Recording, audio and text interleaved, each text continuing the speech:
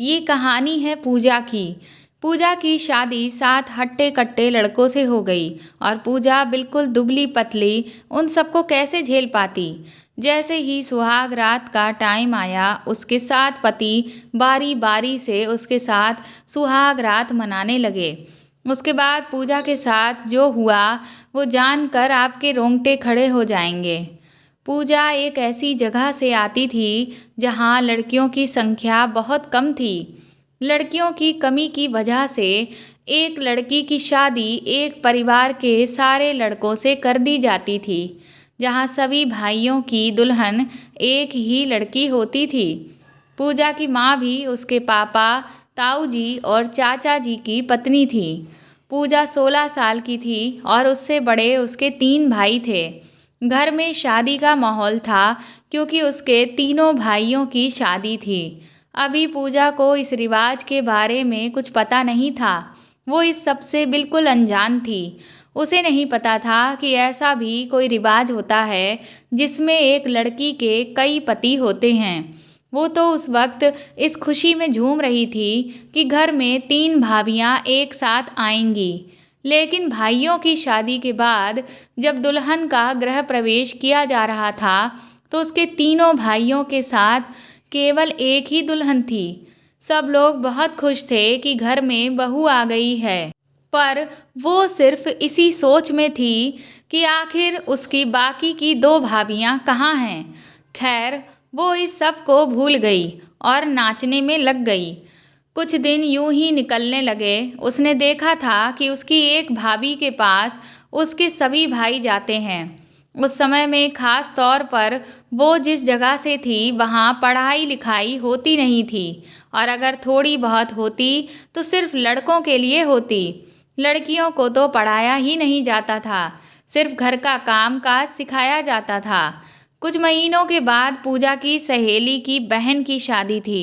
उसके पिताजी और पूजा के पिताजी अच्छे दोस्त थे, इसीलिए उनकी शादी में उसके पूरे परिवार को बुलाया गया।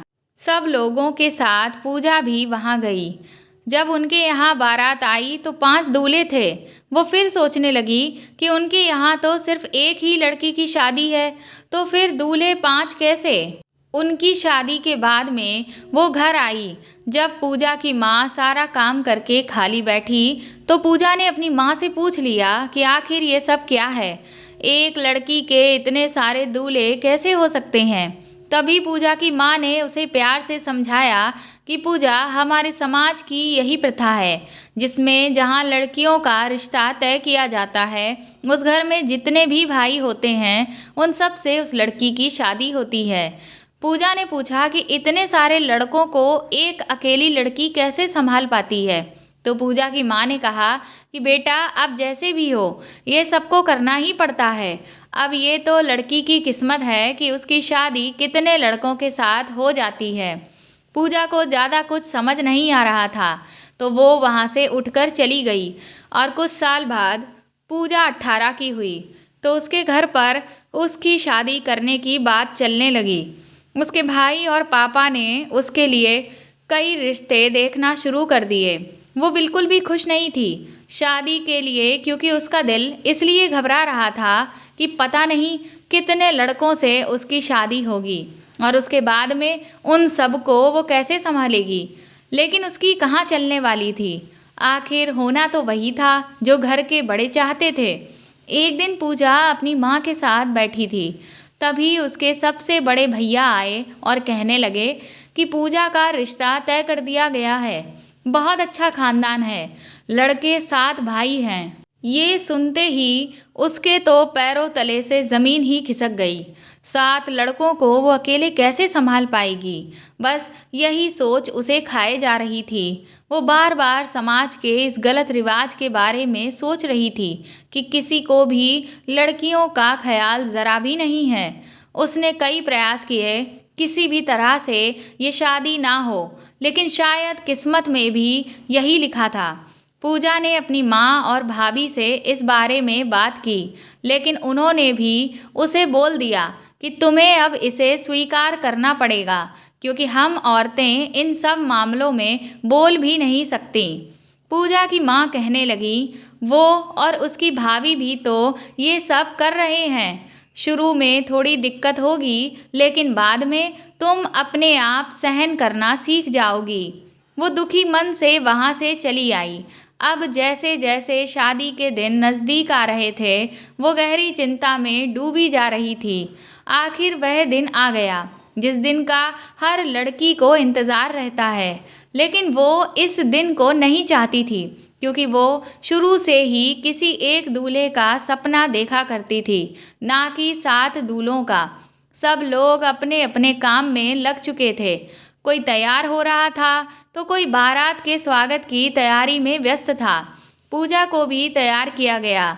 पूजा बहुत गोरी थी, जिसकी वजह से वो दुल्हन के जोड़े में बहुत सुंदर दिख रही थी, लेकिन उसे अपनी सुंदरता नहीं दिख रही थी। उसे सिर्फ ये चिंता सताए जा रही थी कि आखिर उसका जीवन कैसा होगा। तभी अचानक कुछ लड़कियों के शोर ने उसे अपनी सोच से बाहर निकाल दिया, जो कह रही थी कि बारात आ गई है। तभी बैंड बाजा के साथ बारात ने उसके दरवाजे पर दस्तक दी। खाना पीना करने के बाद पूजा को मंडप पर ले जाया गया। वहाँ 7 दूल्हे बैठे थे। उसका दिल ने धड़कना बंद कर दिया था, लेकिन वो अपनी मजबूरी के आगे कुछ नहीं कर सकती थी। तभी उन 7 ने बारी बारी से पूजा की मांग में सिंदूर लगाया और एक बड़ा सा मंगलसूत्र एक साथ उसके गले में पहनाया। फेरों के लिए उन 7 दूल्हों के साथ पूजा का पल्लू बंधा गया और फेरे करवाए। फिर उसकी शादी पूरी हो गई।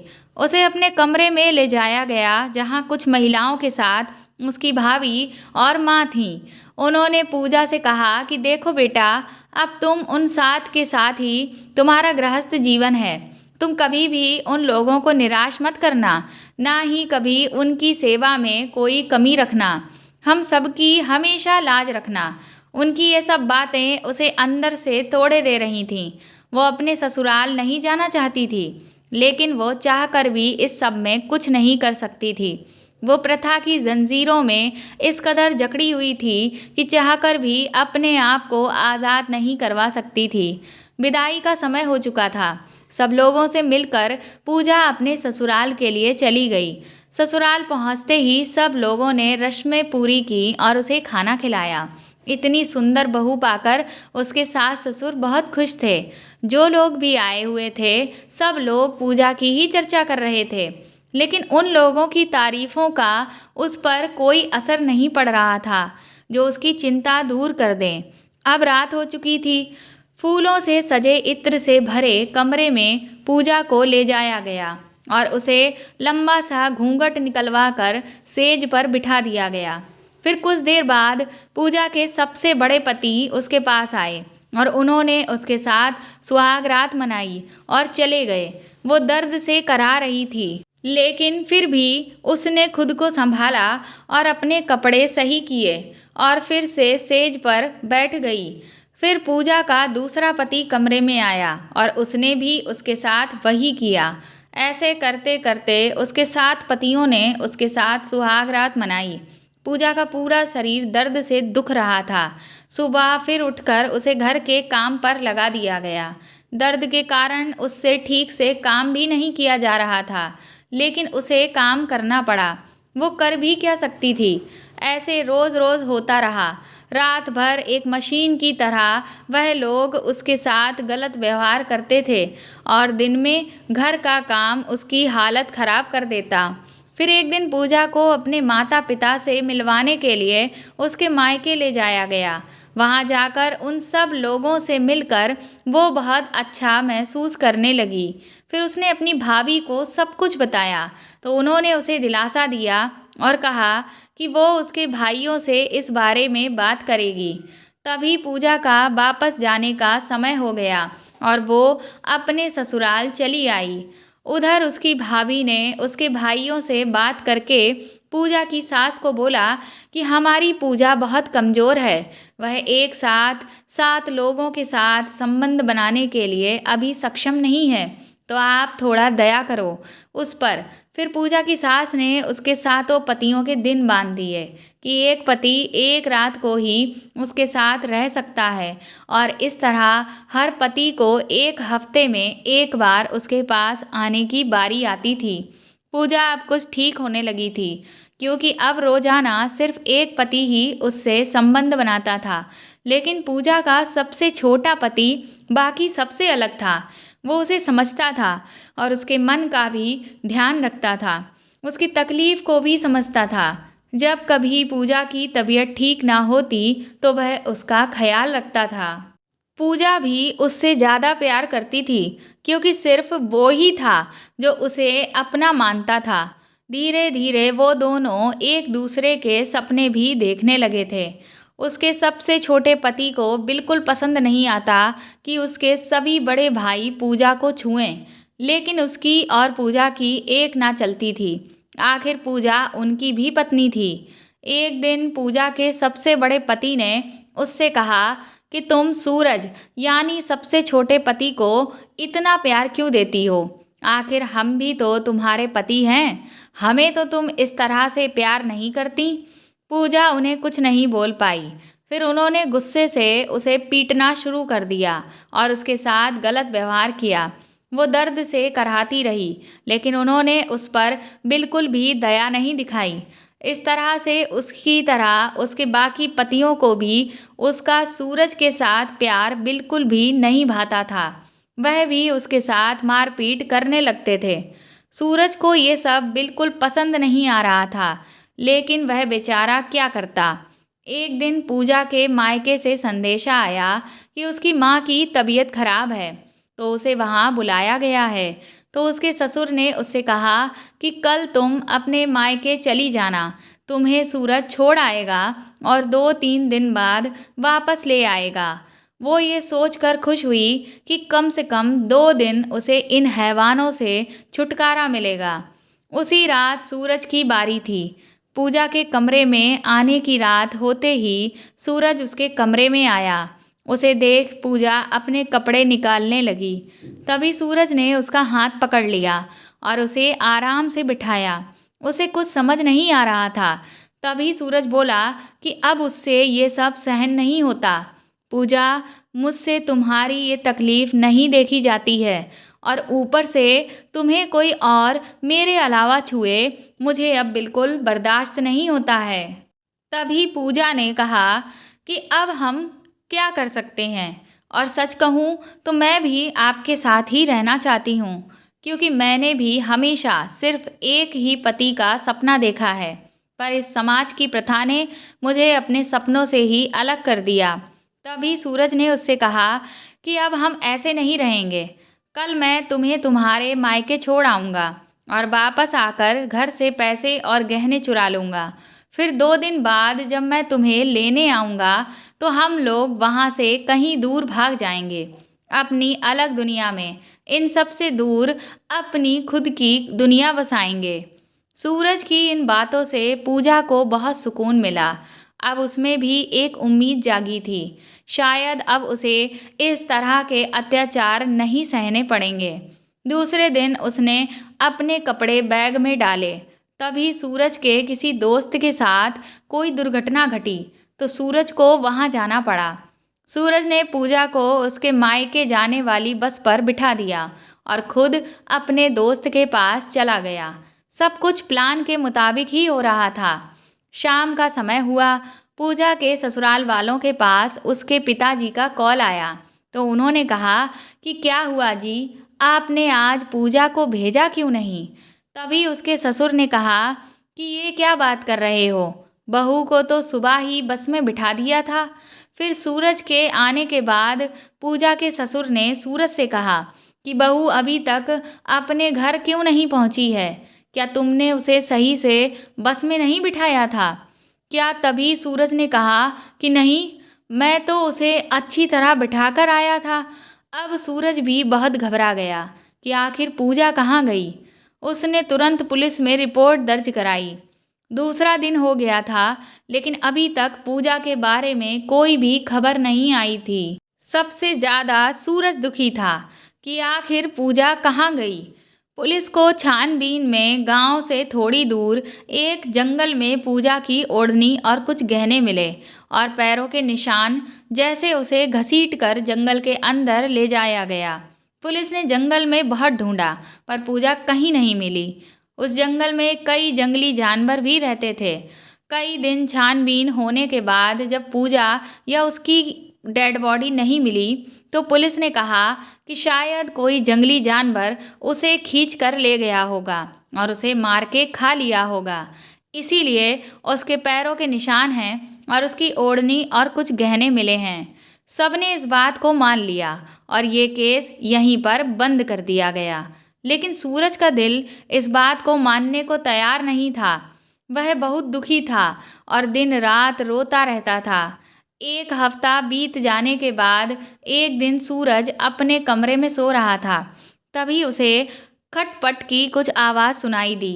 सूरज ने अपने कमरे का दरवाज़ा खोला और घर की पिछली तरफ गया जहाँ पर से आवाज़ आ रही थी। उसने देखा कि उसका बड़ा भाई बंदूक लेकर खड़ा था और बाकी पांचों भाइयों से कह रहा था, जल्दी चलो, आज उस धोखेबाज का काम तमाम करना है। ये बात सुनते ही सूरज को शक हुआ और उसने अपने भाइयों का पीछा किया। पीछा करते करते सूरज जंगल के पास वाले खंडहर पर पहुंचा तो उसने देखा कि वहां पर सभी भाई खड़े हुए थे और वह सब उस खंडहर के अंदर चले गए। जब पीछे पीछे सूरज भी गया तो अंदर का नज़ारा देखकर उसकी आंखें फटी की फटी रह गईं।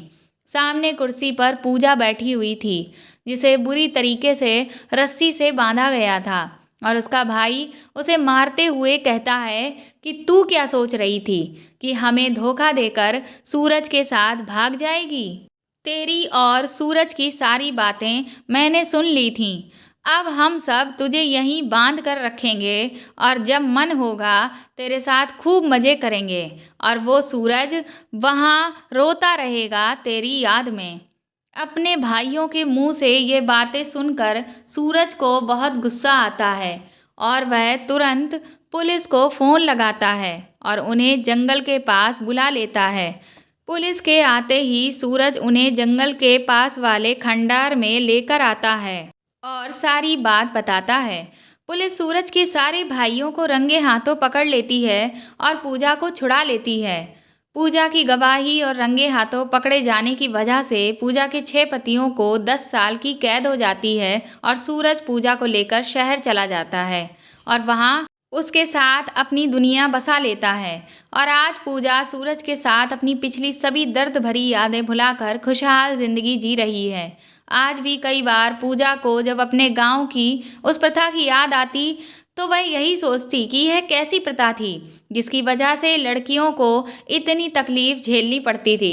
अगर वह खुलकर जीना चाहें तो उन्हें जान से मार दिया जाता था या फिर उनके साथ दुर्व्यवहार किया जाता था। उसकी किस्मत अच्छी थी जो उसे इस प्रथा से मुक्ति मिल गई क्योंकि उसे सूरज जैसा पति मिला। अगर कोई परंपरा सदियों से चली आ रही है तो इसका मतलब ये बिल्कुल नहीं है कि वह हर हाल में सही ही होगी। कई बार परंपराएं गलत भी होती हैं लेकिन हम उनके खिलाफ आवाज़ नहीं उठाते। जिन परंपराओं से किसी दूसरे इंसान के मान की और उसकी खुशियों की हानि हो, ऐसी परंपराओं को हमें तुरंत ही तोड़ देना चाहिए। परंपराएं इंसान ने बनाई हैं, इंसान को परंपराओं ने नहीं बनाया है।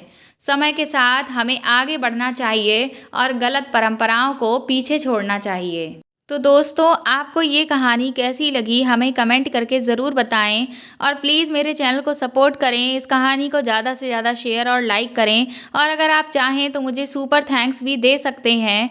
अगर आप मेरे चैनल पर नए हैं तो सब्सक्राइब करके बेल आइकन ज़रूर दबा दें ताकि आपको आगे भी मैं ऐसी ही अच्छी कहानियाँ सुनाती रहूँ। Thank you.